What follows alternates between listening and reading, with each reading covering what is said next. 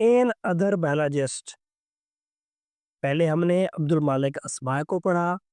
आज हमारे पास class 9th में एक और साइंटिस्ट आ रहा है, मुस्लिम साइंटिस्ट अबू अली सीना। और इब्ने सीना is one of the greatest Muslim scientist. इसको अबू अली सीना इब्ने सीना कहा जाता है। इसके लिए कहते हैं कि he was the greatest Muslim scientist. मुसलमानों के दौर में सबसे बेहतरीन साइंटिस्ट यही था।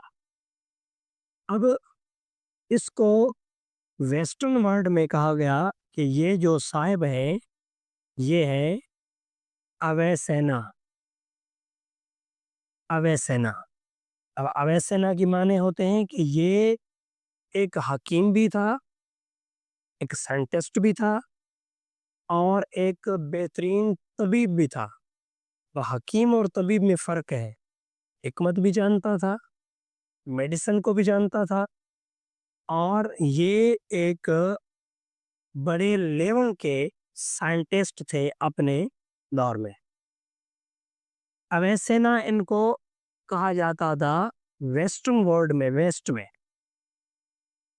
मगरबी दुनिया में इसका अपना एक उरूज और एक अपना कमाल था। इसने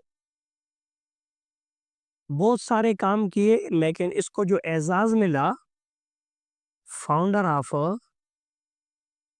मेडिसिन, इनको फादर और फाउंडर ऑफ मेडिसिन का खिताब दिया गया। ये दुनिया का पहला साइंटिस्ट था जिसने मेडिसिन को जड़ी बूटियों से हासिल करके इंसान ज़ात के वेलफेयर के लिए इसने इस्तेमाल किया। फाउंडर बना मेडिसिन का, फादर बना मेडिसिन का। फिर इसने आइडेंटिफाइड डिजीजेस। इसने अपने दौर में, उस वक्त अपने दौर में, ये उनका दौर है, कुछ डिजीजेस जो लोगों में पाई जा रही थी, बीमारियां, उनको इसने आइडेंटिफाई किया। कौन कौन सी डिजीजेस थी? जैसे ट्यूबर ट्यूबर क्लासेस, जिसको हम कहते हैं टीबी, और मेनिनजाइटिस, और तीसरा दैट इज द इन्फ्लामेशन। ये कुछ बीमारियां उसने उस वक्त आइडेंटिफाई की, दरियाफ्त की। उन्हें कहा कि लोगों को टीबी होती है।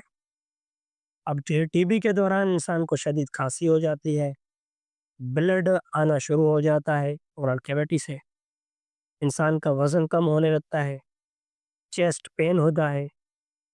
तो टीबी का इलाज इसने दरियाफ्त दिया कि बीमारी का नाम टीबी है और ये बीमारी जो है इंसान को अफेक्ट करती है। मैं एज मेडिसिन एक्सपर्ट होने के नाते इसका इलाज जो है वो भी आपको बताऊंगा। इन्होंने इस डिजीज़ को भी आइडेंटिफाई किया, क्यों होती है, कितने वक्त तक होती है, उनका इलाज क्या है। मेनिंजाइटिस, ये हमारे ब्रेन में ये जो स्कल है ऊपर, इस स्कल से नीचे एक टिश्यू पाया जाता है कनेक्टिव, उसको मेनिंजेस कहते हैं। जब वो टिश्यू डैमेज हो जाता है तो इंसान को शदीद बुखार भी होता है, उनके सर का पानी भी सूख जाता है। तो इंसान में न्यूरोलॉजिकल अफेक्ट जो है, ब्रेन की बीमारियां जो है वो बढ़ना शुरू हो जाती हैं। तो उन बीमारियों को भी इसने दरियाफ्त किया। इन्फ्लेमेशन, और इसने ये भी बताया कि कभी कभार ऐसे होता है कि इंसान के बॉडी के कुछ पार्ट जो हैं वो स्वेल अप हो जाते हैं, सूज जाते हैं। वो क्यों सूज जाते हैं? हो सकता है कि किडनी फेलियर की वजह से सूज जाते हों या किसी और अफेक्ट से होते हों। ये सूज जाते हैं तो इनका हल क्या है, इनको किस तरीके के साथ ट्रीट किया जाए, ये आइडियाज़ भी उसने अपने दौर में एक्सप्लेन किए। फिर इसने और भी वर्क किया, वर्क ऑन मुख्तलिफ ब्रांचों में। इन्होंने पैलियोंटोलॉजी पर, फॉसल्स पर वर्क भी किया। इसके अलावा इसने ایسٹرونامی علم نجوم پر بھی کام کیا. اس نے میوزک کے کنسپٹ بھی انٹروڈیوس کرائے. اپنے دور میں ایک انسان نے اتنی بڑی دریافتیں دی. پھر اس نے ایک مشہور فیمس اور مشہور ایک کتاب انہوں نے لکھا جس میں انہوں نے ٹوٹل میڈیسن کے نیم، بیماریاں اور ان کے کانسیپٹ بتائے. ان کا جو مشہور کتاب تھا اس کا نام تھا